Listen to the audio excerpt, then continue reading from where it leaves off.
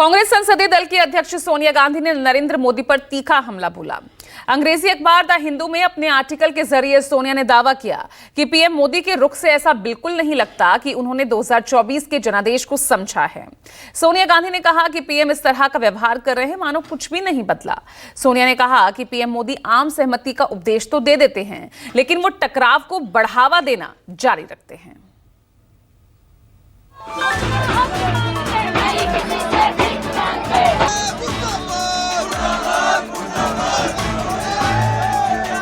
संविधान की रक्षा हम करेंगे।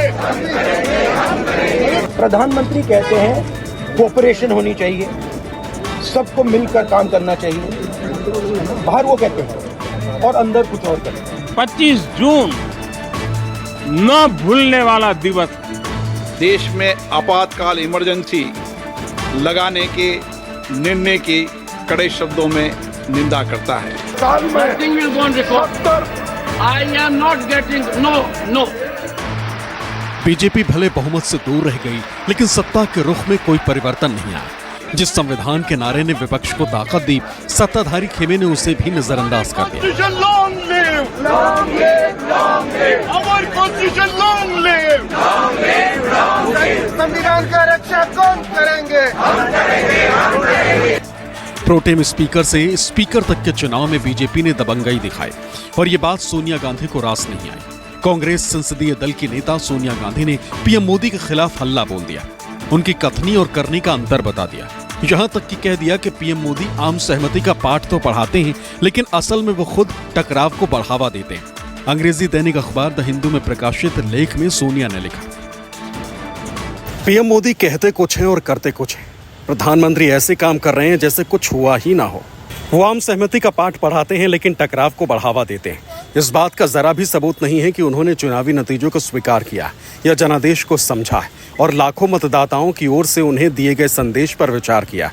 18वीं लोकसभा के पहले कुछ दिन दुखद रूप से उत्साहजनक नहीं रहे। कोई भी उम्मीद कि हमें उनका बदला हुआ रवैया देखने को मिलेगा, वो भी खत्म हो गया। उम्मीद थी कि आपसी सम्मान और समायोजन की एक नई भावना को बढ़ावा मिलेगा, लेकिन ऐसा नहीं हुआ। सोनिया गांधी ने कहा कि परंपरा के मुताबिक डिप्टी स्पीकर का पद विपक्ष को मिलता है, लेकिन पीएम मोदी ने संसदीय परंपराओं और रिवाजों को धता बता दिया। जब प्रधानमंत्री के दूतों ने लोकसभा अध्यक्ष पद के लिए सर्वसम्मति मांगी थी, तो इंडिया गठबंधन दलों ने प्रधानमंत्री से क्या कहा था? जवाब सरल और स्पष्ट था। हमने कहा कि हम सरकार का समर्थन करेंगे, लेकिन परंपरा और रिवाज को ध्यान में रखते हुए ये उचित और अपेक्षित था कि डिप्टी स्पीकर का पद विपक्ष के किसी सदस्य को दिया जाए। ये पूरी तरह से उचित अनुरोध एक ऐसे शासन को अस्वीकार लगा जिसने 17वीं लोकसभा में डिप्टी स्पीकर के संवैधानिक पद को नहीं भरा था। प्रधानमंत्री की जुबान से इमरजेंसी का जिक्र और फिर लोकसभा स्पीकर के जरिए सदन में आपातकाल के खिलाफ प्रस्ताव। आपातकाल इमरजेंसी लगाने के निर्णय की कड़े शब्दों में निंदा करता है। सोनिया गांधी ने इस पर हैरानी तो जताई ही, लगे हाथ ये भी कह दिया कि 1977 में जिस कांग्रेस को नीचा दिखाया गया था, 1980 के जनादेश ने उसके विरोधियों की जबान बंद कर दी थी। प्रधानमंत्री और उनकी पार्टी की ओर से आपातकाल का मुद्दा उठाया गया। आश्चर्यजनक रूप से स्पीकर के जरिए भी, जिनकी स्थिति सख्त निष्पक्षता के अलावा किसी भी सार्वजनिक राजनीतिक रुख के साथ असंगत है, संविधान पर हमले, इसके बुनियादी सिद्धांतों और मूल्यों पर, इसके जरिए बनाई और सशक्त की गई संस्थाओं पर ध्यान हटाने के इस प्रयास से संसद के सुचारू कामकाज का अच्छे संकेत नहीं मिलते। ये एक ऐतिहासिक तथ्य है कि मार्च 1977 में हमारे देश के लोगों ने आपातकाल पर स्पष्ट फैसला सुनाया था, जिसे बिना किसी हिचकिचाहट और स्पष्ट रूप से स्वीकार किया गया था। ये भी इतिहास का एक हिस्सा है कि 3 साल से भी कम समय में मार्च 1977 में जिस पार्टी को नीचा दिखाया गया था, वो सत्ता में वापस आ गई, वो भी ऐसे बहुमत के साथ जो नरेंद्र मोदी और उनकी पार्टी ने कभी हासिल नहीं किया। अपने लेख में सोनिया गांधी ने दावा किया कि पिछले साल 146 सांसदों के निलंबन का मकसद सिर्फ यही था कि सरकार येन केन प्रकारेण 3 न्याय कानूनों को पारित कराने को उतावली थी, बिना किसी चर्चा और बहस के। संसद के सुरक्षा उल्लंघन पर चर्चा की मांग कर रहे 146 सांसदों का विचित्र और अभूतपूर्व निलंबन इसलिए किया गया ताकि 3 दूरगामी आपराधिक न्याय कानूनों को बिना किसी चर्चा के पारित किया जा सके। कई कानूनी विशेषज्ञों और कई अन्य लोगों ने इन कानूनों के बारे में गंभीर चिंता जताई है। क्या इन कानूनों को तब तक के लिए स्थगित नहीं रखा जाना चाहिए जब तक कि वो स्वीकृत संसदीय प्रथा के अनुरूप पूर्ण संसदीय जांच के अधीन ना हो जाए, और खासकर 2024 के चुनावी फैसले के बाद से। मोदी सरकार पर हमले के क्रम में सोनिया गांधी ने नीट घोटाले का जिक्र किया। इस इल्जाम के साथ कि सरकार ने लाखों युवाओं का भविष्य बर्बाद कर दिया, यूजीसी और एनसीईआरटी जैसे संस्थानों को भी तबाह कर दिया। नीट घोटाले पर जिसने हमारे लाखों युवाओं के जीवन को तबाह कर दिया, शिक्षा मंत्री की तत्काल प्रतिक्रिया ये थी कि जो हुआ उसकी गंभीरता को नकार दिया जाए। प्रधानमंत्री जो अपनी परीक्षा पर चर्चा करते हैं उन लीक पर स्पष्ट रूप से चुप हैं, जिन्होंने देश भर में कई परिवारों को तबाह कर दिया। अनिवार्य उच्च अधिकार प्राप्त समिति का गठन किया गया है, लेकिन असली मुद्दा ये है कि राष्ट्रीय शैक्षिक अनुसंधान और प्रशिक्षण परिषद, विश्वविद्यालय अनुदान आयोग और स्वयं विश्वविद्यालयों जैसे शैक्षणिक संस्थानों को पिछले 10 वर्षों में इतनी गहराई से कैसे नुकसान पहुंचा।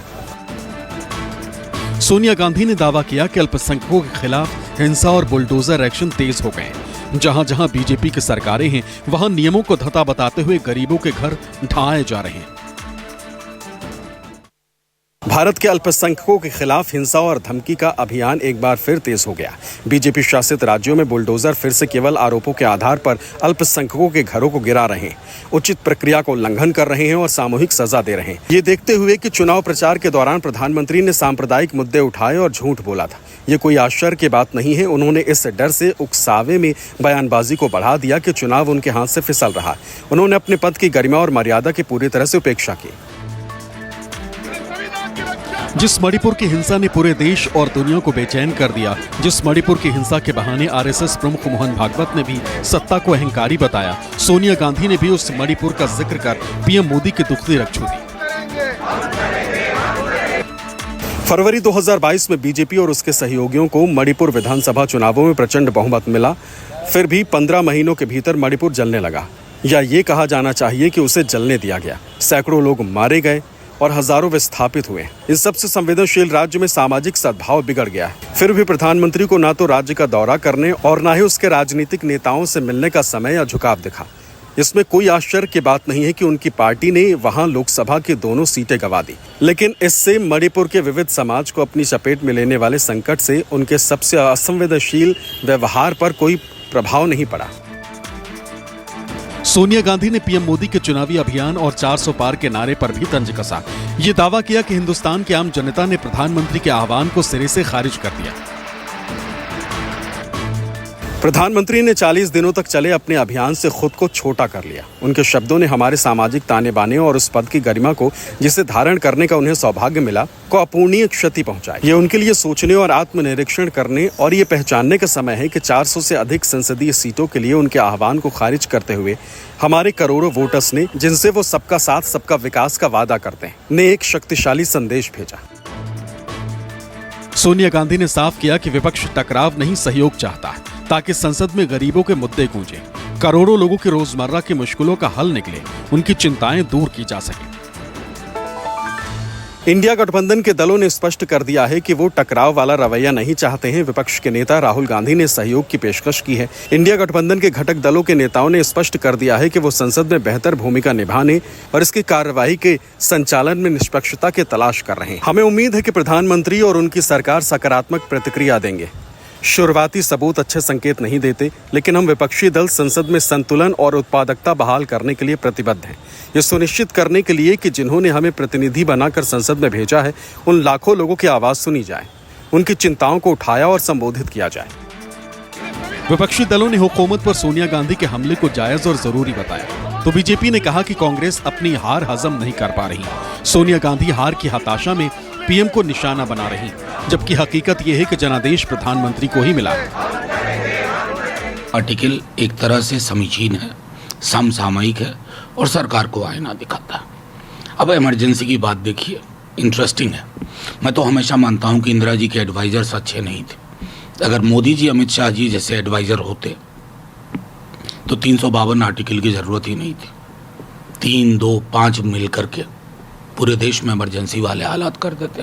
भारत की जनता ने कांग्रेस पार्टी को तीसरी बार जो है रिजेक्ट कर दिया है। 2014, 19 और 2024 में जितनी सीटें 3 चुनाव में कांग्रेस पार्टी को मिली है, उससे ज्यादा 2024 में मोदी जी को मिला है। इसका अर्थ क्या हुआ कि भारत की जनता चाहती है कि मोदी जी ने जो काम 2014 में शुरू किया, 2019 में जो बढ़ाया, उसे वो आगे और बढ़ाए। सोनिया जी की बात सही है। जो जनादेश 2024 के लोकसभा चुनाव में आया है वो नरेंद्र मोदी जी की व्यक्तिगत हार है। यही मोदी अपने दम पर 400 पार की भाषा कर रहे थे।